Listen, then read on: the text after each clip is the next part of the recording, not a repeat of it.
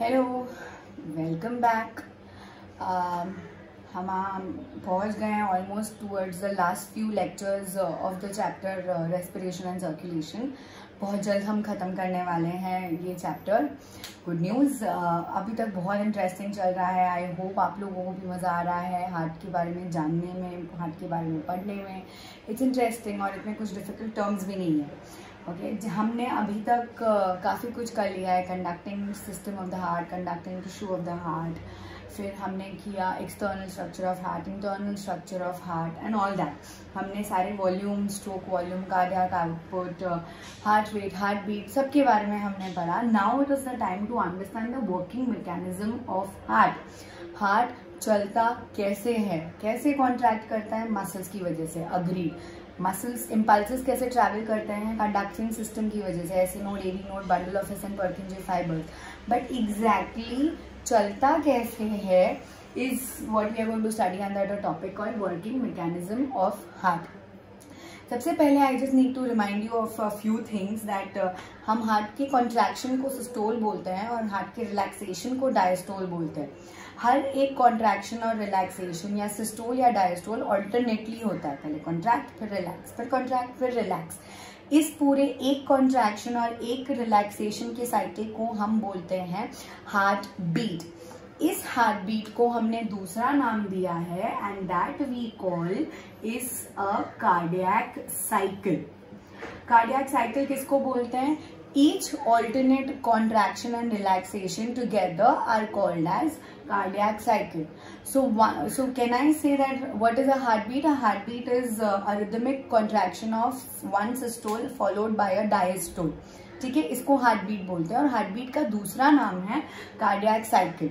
सो cardiac cycle का time है around 0.8 seconds का।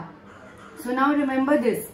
इफ यू रिमेंबर, मैंने आप लोगों को बताया था हार्ट रेट है 72 टाइम्स पर मिनट।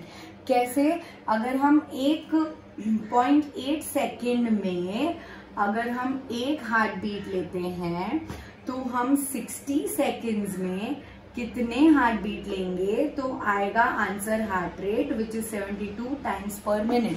ये वो कैलकुलेशन था और यहीं से हमने किया कि हम अगर एक हार्ट बीट में 70 ml वॉल्यूम ब्लड पंप करते हैं तो 60 सेकेंड्स में कितने पंप करेंगे? तो वो मिलेगा हमको something called as cardiac output. I hope you remember all this. So now what we are going to study about is working mechanism of heart. कैसे चलता है? It is divided into 3 steps. पहला step is atrial systole, दूसरा step is ventricular systole and तीसरा step is joint diastole, also called as cardiac diastole. सबसे पहला step हम देखेंगे atrial systole का। क्या होता है atrial systole में? ठीक है, we can also name it as AS. अब ध्यान से सुनना, ये कुछ डायग्रामेटिक रिप्रेजेंटेशन नहीं है, ये अजम्पशन है और एक इमेजिनरी पिक्चर बनानी है। तो आप सब लोगों को पता है दैट हार्ट है, हार्ट को राइट एट्रियम है, लेफ्ट एट्रियम है, राइट वेंट्रिकल है, लेफ्ट वेंट्रिकल है। राइट एट्रियम में आता है डीऑक्सीजनेटेड ब्लड और लेफ्ट एट्रियम में आता है ऑक्सीजनेटेड ब्लड, राइट। सो जब राइट एट्रियम रिसीव कर रहा होता है डीऑक्सीजनेटेड और लेफ्ट एट्रियम रिसीव कर रहा होता है ऑक्सीजनेटेड, तो कैन आई से superior vena cava, inferior vena cava, coronary sinus और सारी पल्मोनरी वेन्स ओपन है और सारा ऑक्सीजनेटेड और डीऑक्सीजनेटेड ब्लड फ्लो इन हो रहा है दोनों एट्रियाज में। जब ब्लड फ्लो इन हो रहा होता है तो एक पॉइंट के बाद दोनों एट्रिया भर जाते हैं, एट्रियम्स भर जाते हैं। ऑरिकल्स के भरने पे, ऑरिकल्स के वॉल पे, ठीक है, एट्रिया के वॉल पे प्रेशर एक्सर्ट होता है। Start imagining this. ऊपर के दोनों कंपार्टमेंट्स भर रहे हैं, भर रहे हैं, भर रहे हैं, अचानक से बहुत ज्यादा भर चुके हैं और उनके वॉल्स के ऊपर प्रेशर भरना शुरू हो गया। उस प्रेशर से आपके ऐसे नोड एक्साइट होते हैं। साइनो एट्रियल नोड इस वॉल के ऊपर आए हुए प्रेशर से एक्साइट होते हैं, क्योंकि ये भी टिश्यू है, वॉल भी टिश्यू है। जब ये एक्साइट होते हैं तो ये एक कार्डियक इम्पल्स जनरेट करते हैं। So what am I saying is atria fills with blood, this creates pressure on the wall of atria. This pressure leads to generation of SA node getting excited, right? ऐसे node gets excited. ऐसे node के excite होने की वजह से cardiac impulse शुरू होता है, और कार्डियक इंपल्स शुरू होते ही आपके दोनों एट्रियास कॉन्ट्रैक्ट होते हैं। इस कॉन्ट्रैक्शन को हम बोलते हैं एट्रियल सिस्टोल। ठीक है, वापस समझो, दोनों एट्रिया में चारों मतलब तीन तो राइट एट्रियम और बाकी के 4 पल्मोनरी वेन्स के सारे ओपनिंग से ब्लड भरे जा रहा है। यहाँ डीऑक्सीजनेटेड, यहाँ ऑक्सीजनेटेड, भर रहा है और एक पॉइंट ऑफ टाइम के बाद बहुत ज्यादा भर गया और वॉल्स पे प्रेशर एक्सर्ट होने लगा। इस प्रेशर की वजह से ऐसे नोड एक्साइट हुआ और ऐसे नोड के एक्साइटमेंट की वजह से आपके कार्डियक इंपल्स जनरेट हुए। कार्डियक इंपल्स जनरेशन का काम ही है कॉन्ट्रैक्शन और relaxation.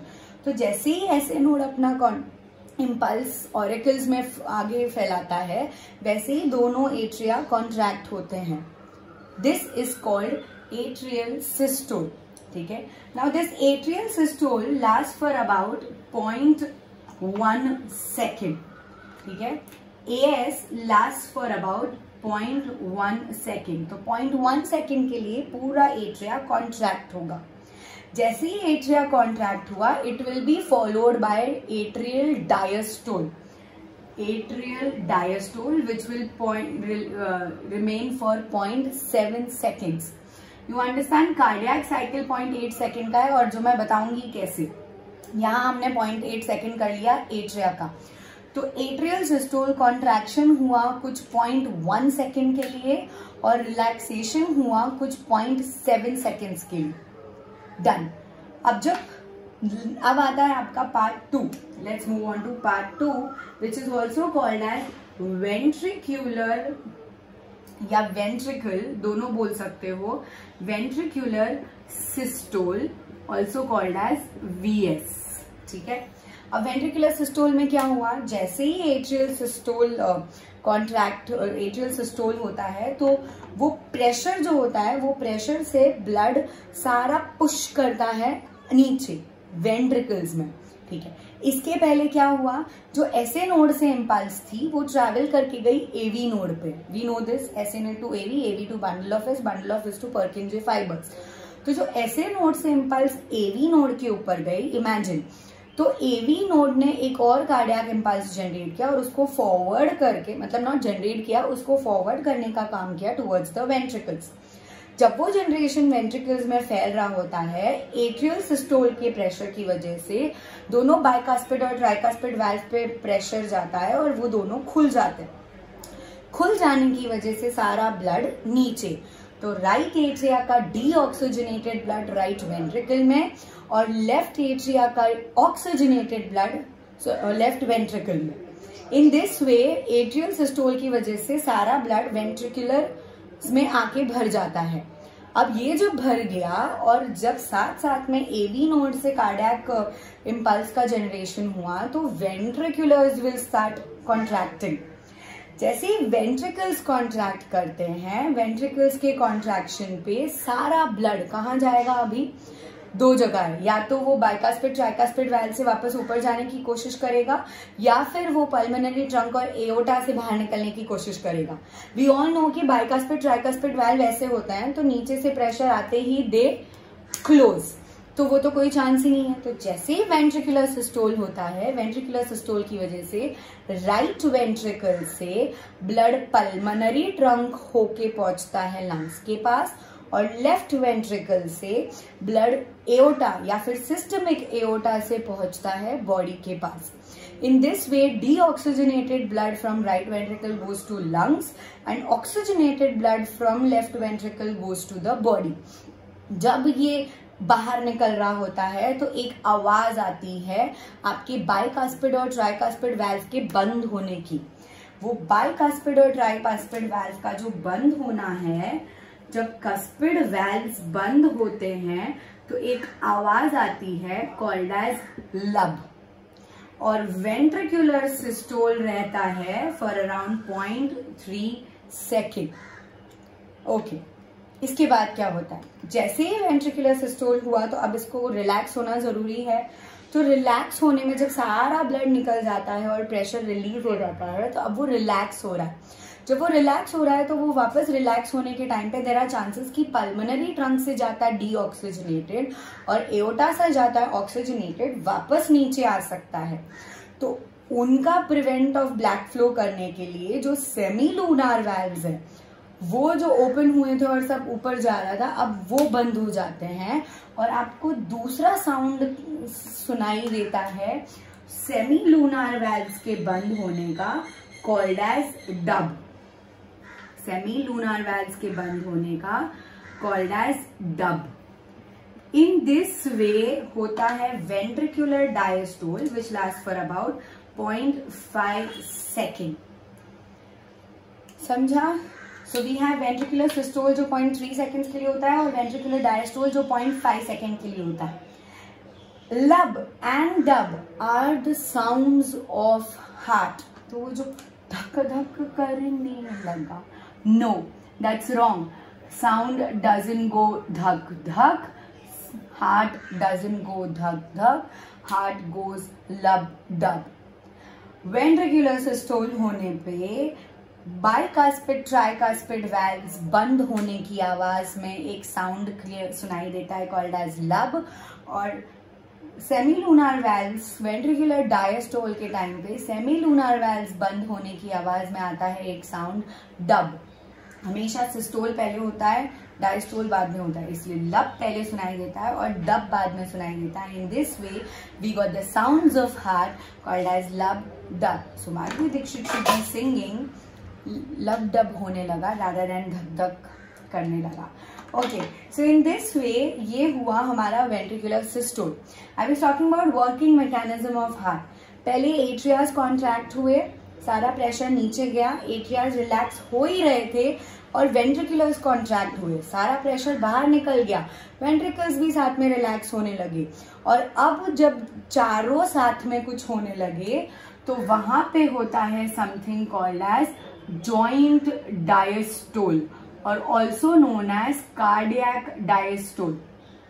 This will last for about 0.4 second together, okay? ये 0.4 second together होता है। कैसे? इसका 0.4 और इसका 0.4 साथ में होता है, इसका 0.3 पहले का ना इसमें आ जाता है, ठीक है? तो ये जब 0.1 और 0.+2 समझ लो तब तक वेंट्रिकुलर सिस्टोल ही हो रहा होता है और पीछे से 0.4 दोनों का साथ में होता है। तो वो साथ में कॉन्ट्रैक्ट रिलैक्सेशन जो डायस्टोल होना होता है उसको हम बोलते हैं जॉइंट डायस्टोल या फिर cardiac diastole which last for about 0.4 seconds.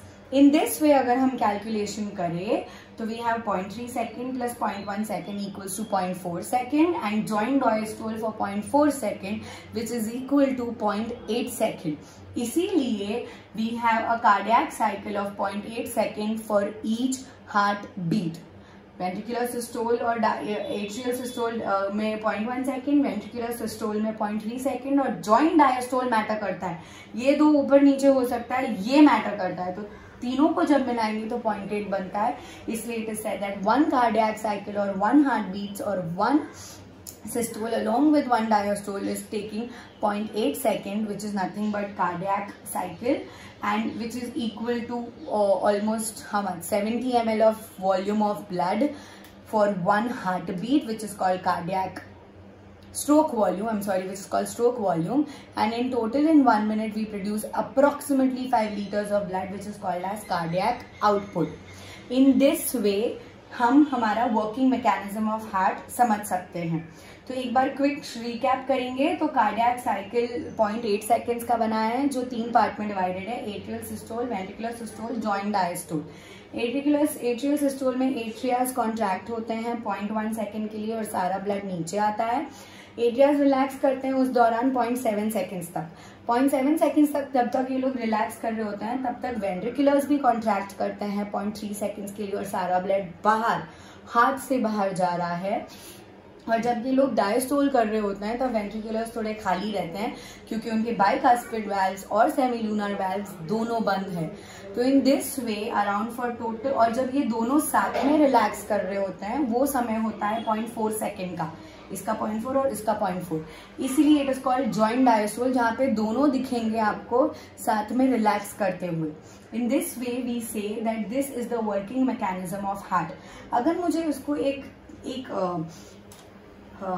Chart में एक XY एक्सिस में अगर आप लोगों को बताना है तो मैं इसको कुछ इस तरीके से बताऊंगी, जहां पे आपके X एक्सिस पे होगा टाइम, ठीक है, 0, 0.1, 0.2, 0.3, 0.4, 0.5, 0.8, 6, 7, 8, 9 एंड 0.9। तो हम यहाँ पे देखेंगे कि आपके 0.0 से लेकर 0.1 सेकेंड तक होता है एट्रियल सिस्टोल। 0.0 से लेकर 0.1 सेकेंड तक होता है एट्रियल सिस्टोल। 0.1 से लेकर 0.8 सेकेंड्स तक होता है एट्रियल डायस्टोल। Atrial diastole. इसके बाद अगर इसी दौरान इस 0.3 सेकेंड्स के लिए होता है वेंट्रिकुलर सिस्टोल और बाकी के 0.5 सेकेंड्स के लिए होता है ventricular diastole. That is why it is said that ये जो कॉमन पार्ट है इन दोनों का, ये जो कॉमन पार्ट है is called joint diastole.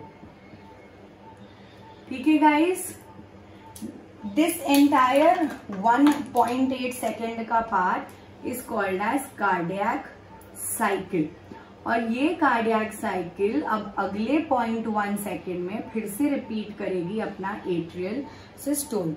This rhythmic contraction and relaxation of heart is the ऑटोरिदमिसिटी।